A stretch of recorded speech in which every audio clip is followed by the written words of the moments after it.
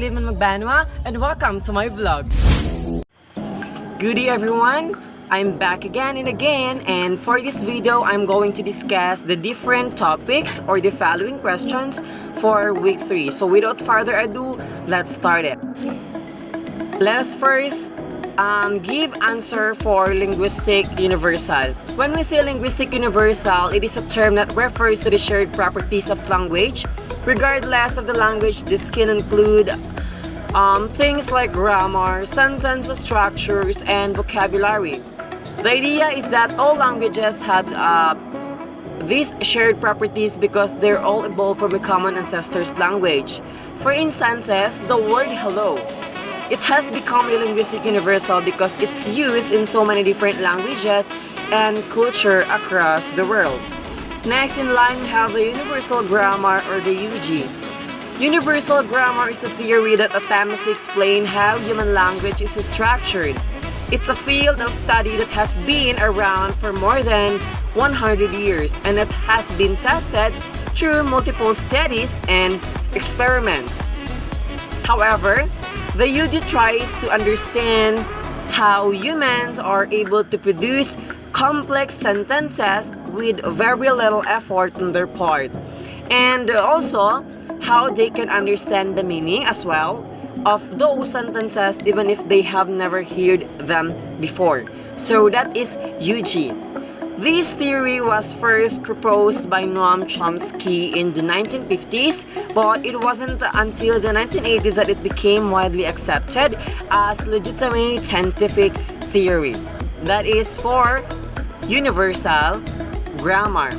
Next, we have the standard English. It is the way we speak in general, so it's the language that most people use when they're speaking to each other. So our goal is for everyone to understand what's being said and why it matters. We believe that everyone should be able to talk about anything in any way that they want, and we want also everyone to feel comfortable in doing so. However, we think that if you can understand someone's conversations or if you don't know how to respond to a situation or event, then you have a problem and need help from someone who does know how to respond. According to Cocker's model of concentric circle is applied mainly to countries with a history of colonialism, although he intended it to apply to all situations in which a language is spoken. It's still cited frequently in spite of the fact that its weaknesses have been pointed out by the different authors. Well, Cocker himself acknowledged that Creole continue don't fit into his system at all. Well, the other researchers have noted that Cocker's practice is classifying an entire nation as one category or another ignores social linguistic nation. Cocker's focus on colonialism also led him to overlook immigrant communities within countries that he classified as the ENL or the English as a native language category. The inner circle made up the traditional basis of English and its speakers are the ones in charge of providing the norms. These places are where the norms are created and from which they spread to the other circles. However, some of the countries that conform the inner circle are USA, UK, and Canada. The outer circle represents the places where they speak official, non-native varieties of English because of their colonial history.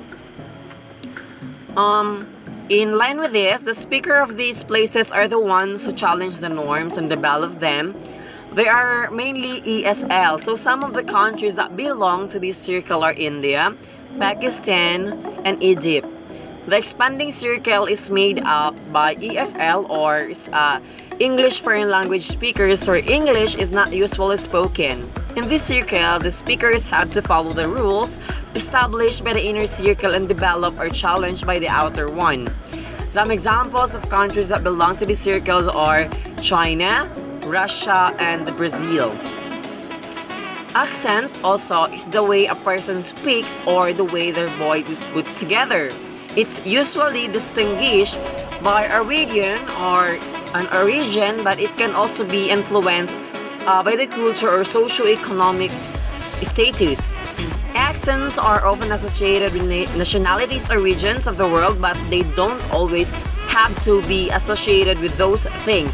In fact, accents can be completely unrelated to geography at all.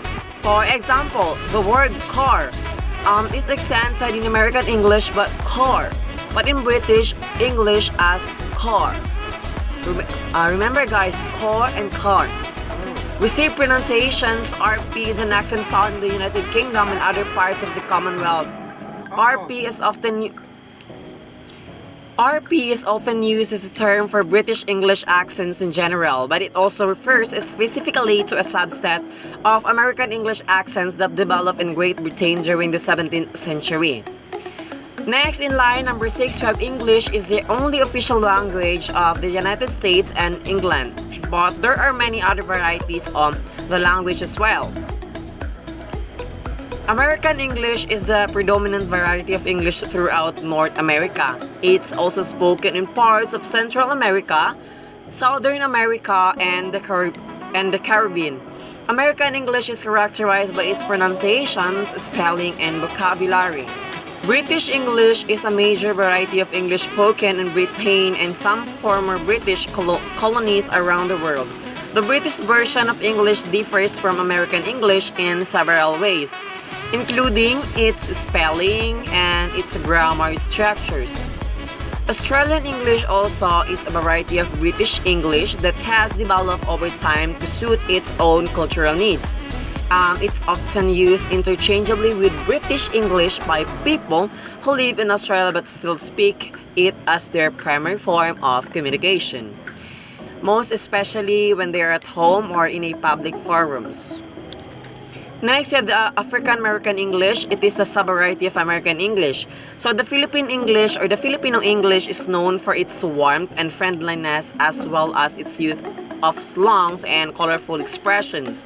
The tone of the language can be characterized by being light-hearted and humorous. It is probably also known for its use of slangs and colorful expressions. The informal spoken style is also prevalent in written forms, especially in email, messages, and social media posts, where the use of colloquialisms like y'all, dog, or lol can be found in this matter. In addition also to this informal spoken style, there is also a formal written style which uses more formal words and sentence structures, but still retains that some colloquialisms such as you know or like. That is for formal structures of a word. Thank you so much for listening, and I hope you've learned a lot from this topic. See you around and see you on my next vlog as well.